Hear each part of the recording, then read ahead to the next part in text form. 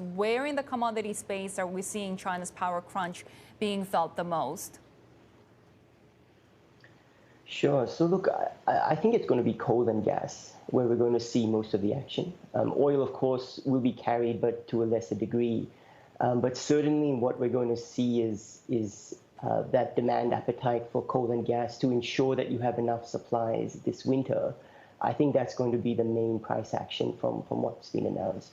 It's a very significant development, and it means that this energy crisis that we're talking about could extend for a number of months.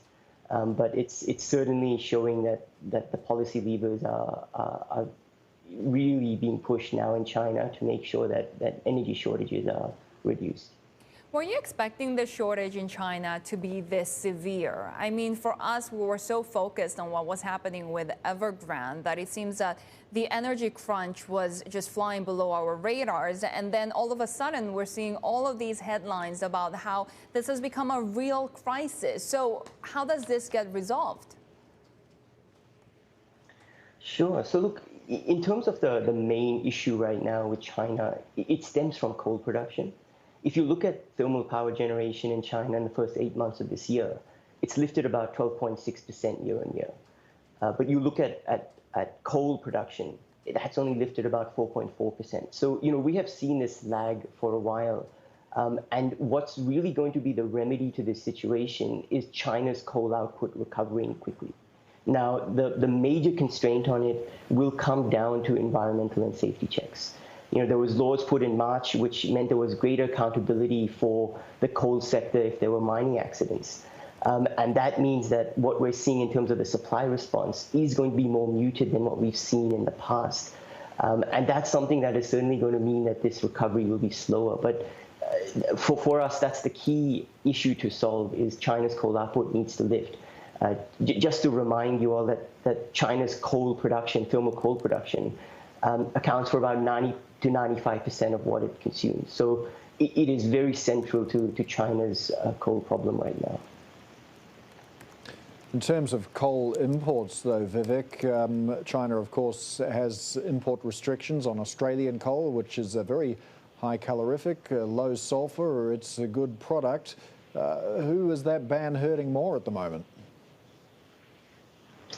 Look, I certainly think that is hurting China more. And, we probably see it more acute in coking coal than we see it in thermal coal. But certainly that is something that has impacted this coal shortage.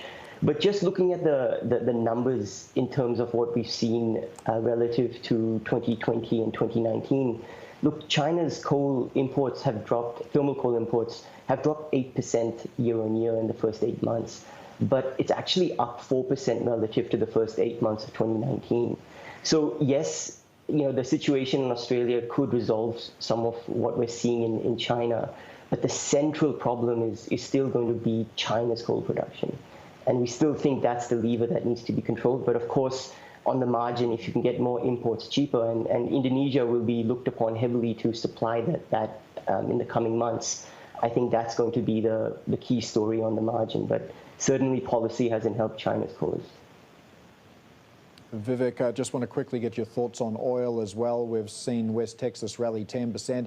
OPEC meeting next week. Do you expect any sort of response? Yeah, look, it's interesting. Our call is still for them to add about 400,000 barrels a day, and that's to be expected and something that will extend not only for November, but for coming months, even into 2022.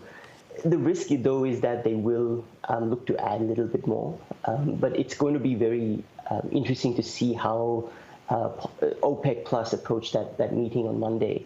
But this has been known for a while, so it's interesting that we're getting OPEC to respond now. But when we look at a number of forecasters, global oil stockpiles are expected to continue to decline this year.